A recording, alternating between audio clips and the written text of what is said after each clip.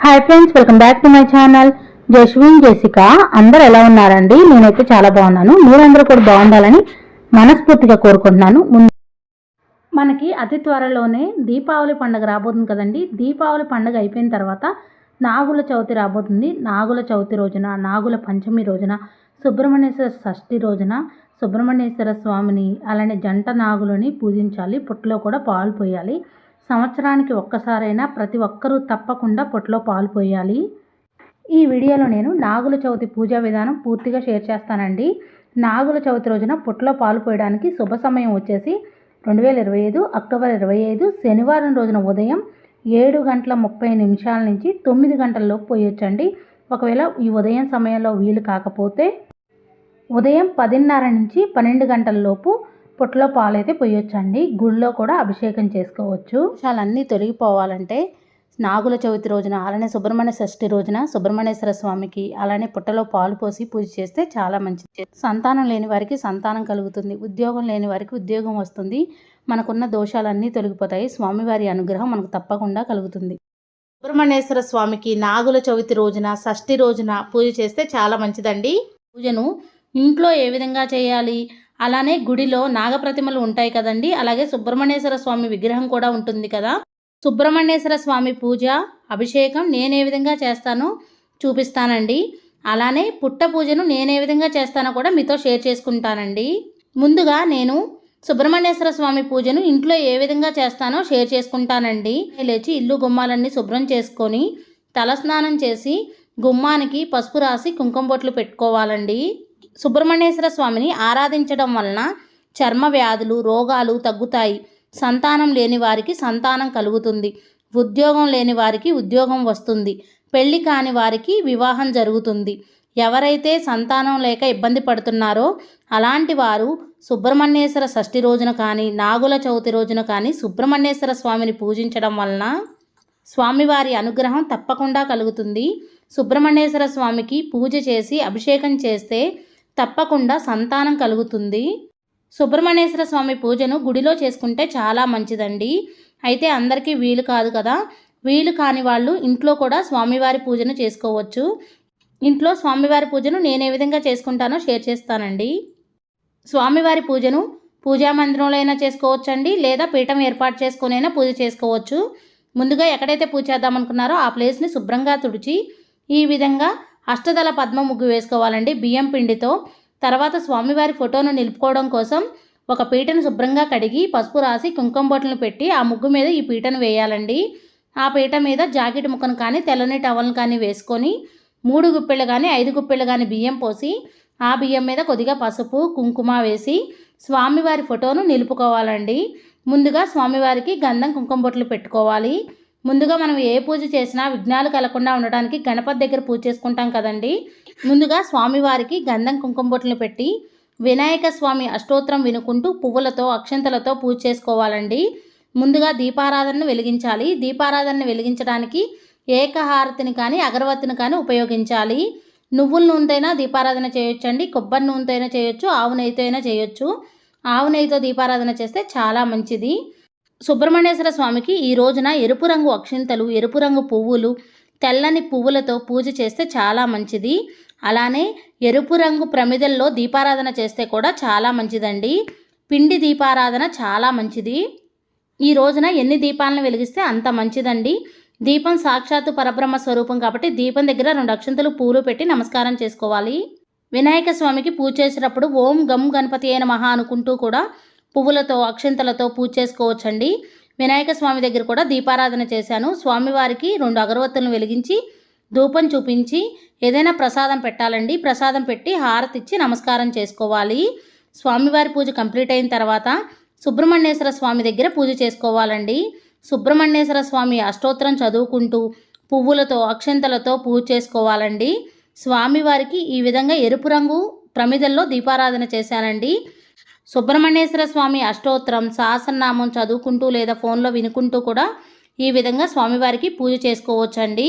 స్వామివారి దగ్గర ఆవు పాలతో చేసిన ప్రసాదమైనా నివేదించవచ్చు, లేదంటే ఆవు పాలు కానీ లేదంటే చిమిలి, చలిమిడి, అట్టిపళ్ళు, జామ పళ్ళు ఏదైనా ప్రసాదంగా సమర్పించవచ్చండి. నేనైతే ఆవు పాలను పెట్టాను. స్వామివారి దగ్గర ఈ విధంగా దీపారాధన చేసుకున్నానండి. స్వామివారి పూజలో తప్పకుండా పిండి ప్రమిదల్లో దీపారాధన చేసుకోండి. ఈ విధంగా ఎరుపు రంగు ప్రమిదల్లో చాలా మంచిది. తర్వాత స్వామివారికి 2 అగరవత్తులను వెలిగించి ధూపం చూపించాను.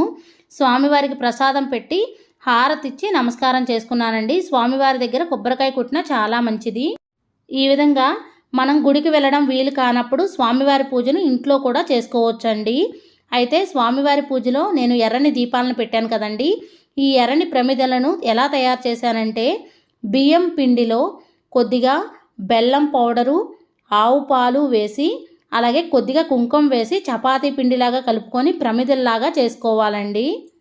ఈ విధంగా సుబ్రహ్మణ్యేశ్వర స్వామి పూజను నాగుల చవితి రోజున కానీ సుబ్రహ్మణ్యేశ్వర షష్ఠి రోజున కానీ పూజ చేసుకోవచ్చండి. మనం ఈ విధంగా స్వామివారి పూజను చేసుకొని కూడా గుడికి వెళ్ళి స్వామివారి ప్రతిమలు ఉంటాయి కదండి, నాగ ప్రతిమలు ఉంటాయి, స్వామివారి విగ్రహం ఉంటుంది కదండి, అక్కడ కూడా స్వామివారికి పూజ అభిషేకం చేసుకుంటే ఆ స్వామివారి అనుగ్రహం తప్పకుండా కలుగుతుందండి. మనకి ఎలాంటి దోషాలున్నా తొలగిపోతాయి. కొంతమంది కుజదోషంతో ఇబ్బంది పడుతూ ఉంటారు. అలాంటి వారు ఇలా స్వామివారికి పూజ చేసుకొని గుడికి వెళ్ళి పూజ చేసి అభిషేకం చేయటం వల్ల అలాంటి దోషాలన్నీ తొలగిపోతాయండి. నాగదోషాలు కూడా తొలగిపోతాయి. స్వామివారి అనుగ్రహం మనకు తప్పకుండా కలుగుతుంది. సంతానం లేని వారు ఈ విధంగా సుబ్రహ్మణ్యేశ్వర స్వామికి 3 వారాలు కానీ 5 వారాలు కానీ 9 వారాలు కానీ 11 వారాలు కానీ పూజ చేసుకొని గుడికి వెళ్ళి స్వామివారి విగ్రహానికి పూజ చేసుకొని అభిషేకం చేసుకుంటే వారికి తప్పకుండా సంతానం కలుగుతుందండి.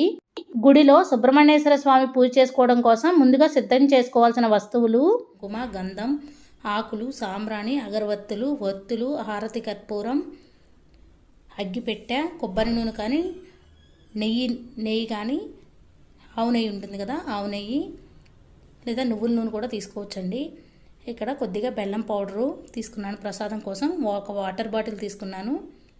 ముగ్గు వేయడానికి బియ్యం పిండి, ఆవు పాలు, ఇక్కడ 2 ప్రమిదలు తీసుకున్నానండి. ప్రమిదలు ఎందుకంటే అక్కడ ముందుగా వేరే వాళ్ళు దీపారాధన చేసిన దాంట్లో మనం చేయకూడదండి. ఇక్కడ స్వామికి ముందుగా నీళ్లతో శుభ్రంగా కడగాలండి.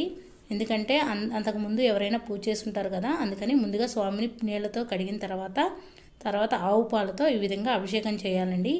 ప్యాకెట్తో ఆవు పాలను వేయకుండా ఎడమ చేతితో ప్యాకెట్ని పట్టుకొని కుడి చేతితో ఆవు పాలతో అభిషేకం చేయాలండి. ఇక్కడ వీడియో నేనే తీసుకుంటున్నాను, అందుకని నేను ఈ విధంగా చేశానండి. తర్వాత స్వామికి నీళ్లతో కూడా అభిషేకం చేసిన తర్వాత పసుపు రాసి కుంకుమ బొట్లు పెట్టుకొని ఈ విధంగా అలంకరించుకోవాలండి. తర్వాత పువ్వులు కూడా పెట్టుకున్నాను. ఇక్కడ స్వామి ముందు ముగ్గు వేసి దీపం వెలిగించాను. తర్వాత అగరవత్తులు కూడా వెలిగించాను. స్వామికి ప్రసాదం పెట్టి హారతి కూడా ఇచ్చాను. ఈ పూజని నాగుల చవితి రోజు చేసుకుంటే చాలా మంచిదండి, లేదంటే మంగళవారం రోజు చేసుకున్నా చాలా మంచిదండి. నాగుల చవితి రోజు సుబ్రహ్మణ్యేశ్వర స్వామికి పూజ చేస్తే సంతానం లేని వారికి సంతానం కలుగుతుందండి. సంతాన దోషాలు తొలగిపోతాయి. ఈ విధంగా స్వామికి పూజ చేసుకుంటే ఆరోగ్య సమస్యలు కూడా తొలగిపోతాయండి. నాగుల చవితి రోజు పుట్టలో కూడా పాలు పోయాలండి. స్వామికి ఇష్టమైన ప్రసాదాలు అట్టికాయలు, వడపప్పు, చలిమిడి, నల్ల నువ్వులతో చిమిలి, తెల్ల నువ్వులతో చిమిలి అండి. ఇక్కడ నేను స్వామివారికి తెలుపు రంగు పువ్వులతో పసుపు రంగు పువ్వులతో పూజ చేశాను కదండి. సుబ్రహ్మణ్యేశ్వర స్వామికి ఎరుపు రంగు పువ్వులతో పూజ చేస్తే చాలా మంచిదండి. నేను స్వామివారి పూజను గుడిలో చేసుకున్న రోజు నా దగ్గర ఉన్న పువ్వులతోనే పూజ చేసుకున్నానండి. ఎరుపు రంగు పువ్వులతో ఎరుపు రంగు అక్షంతలతో పూజ చేయండి, చాలా మంచిది. స్వామివారి అనుగ్రహం మనకు తప్పకుండా కలుగుతుంది. తెలుసుకున్నారు కదండి. నాగుల చవితి రోజున కానీ సుబ్రహ్మణ్యేశ్వర షష్ఠి రోజున కానీ సుబ్రహ్మణ్యేశ్వర స్వామి పూజను ఇంట్లో ఏ విధంగా చేయాలి, గుడిలో ఏ విధంగా చేయాలి. నాగుల చవితి రోజున పుట్ట పూజ చేసుకుంటాం కదండి. పుట్టలో పాలు పోస్తూ ఉంటాం కదా. పుట్ట దగ్గరికి వెళ్ళేటప్పుడు తీసుకెళ్లాల్సిన వస్తువులు పసుపు, కుంకుమ, గంధం, బియ్యం పిండి, బియ్యం నూకలు, వత్తులు, కొబ్బరి నూనె, మట్టి ప్రమిద, హారతి కర్పూరం, దూది వస్త్రం, అగరవత్తులు, అగ్గిపెట్టె, పువ్వులు, ఆవు పాలు, చలిమిడి, వడపప్పు, ఒక ఆకు. పుట్టలో పాలు పోయడానికి ముందుగా పుట్ట మీద కొద్దిగా పసుపు, కుంకుమ వడ్డించాలి. ఆ తర్వాత బియ్యం పిండితో ముగ్గు వేసుకొని ఆ ముగ్గు మీద మట్టి ప్రమిదల్లో దీపారాధన చేసుకోవాలండి. దీపారాధన దగ్గర కూడా 2 అక్షింతలు పువ్వులు పెట్టాలి. పుట్ట మీద కూడా పువ్వులు వేయాలండి. తర్వాత 2 అగరవత్తులను కూడా వెలిగించాలి. పుట్టలో ఎడమ చేత్తో ఆవు పాలను పట్టుకొని కుడి చేతిలో అరటిపండు చలిమిడిని వదులుతూ 3 సార్లు పుట్టలో పాలు పోయాలండి. మన ఇంట్లో వాళ్ళు ఎవరైనా రాకపోతే వారి పేరు చెప్పుకుంటా కూడా పుట్ట కోణంలో ఆవు పాలని 3 సార్లు వదలొచ్చండి. ఆ తర్వాత పుట్ట దగ్గర ఒక ఆకులో ప్రసాదం పెట్టి హారతి ఇచ్చి నమస్కారం చేసుకోవాలండి. కొంతమంది కోడిగుడ్లను కూడా వేస్తారు, అలా కూడా వేయొచ్చండి. పుట్ట మీద బియ్యం నూకలు చల్లితే చాలా మంచిది. అలాగే పుట్ట మీద దూది వస్త్రం కూడా సమర్పించవచ్చు. పూజ అంతా కంప్లీట్ అయిన తర్వాత పుట్టమనుని మన నుదుటిన ధరిస్తే చాలా మంచిదండి. ఆ నాగేంద్ర స్వామి అనుగ్రహం మనకు తప్పకుండా కలుగుతుంది. భక్తి శ్రద్ధలతో స్వామివారికి పూజ చేసుకోవాలండి. ఈ విధంగా పుట్ట దగ్గర పూజ చేసుకోవచ్చు. గుడిలో సుబ్రహ్మణ్యేశ్వర స్వామి విగ్రహాలు ఉంటాయి కదండి, అలానే నాగప్రతిమలు కూడా ఉంటాయి కదా, అక్కడ కూడా పూజ చేసుకోవచ్చండి. తెలుసుకున్నారు కదండి, గుడిలో ఏ విధంగా చేయాలి, ఇంట్లో ఏ విధంగా చేయాలి, అలాగే పుట్ట దగ్గర కూడా పుట్ట పూజ ఏ విధంగా చేయాలి, ఆవు పాలను ఏ విధంగా పోయాలి. మరిన్ని వీడియోస్ కోసం మన ఛానల్ని సబ్స్క్రైబ్ చేయండి. నా ఈ వీడియో మీకు నచ్చిందని అనుకుంటున్నాను, ఎంతో కొంత యూజ్ అయిందని అనుకుంటున్నాను. ఒకవేళ నచ్చితే లైక్ చేయండి, షేర్ చేయండి, కామెంట్ చేయండి ఫ్రెండ్స్. కొత్తవారు ఎవరైనా మన ఛానల్ చూస్తున్నట్టయితే సబ్స్క్రైబ్ చేసుకోండి. Thank you for watching. Bye అండి.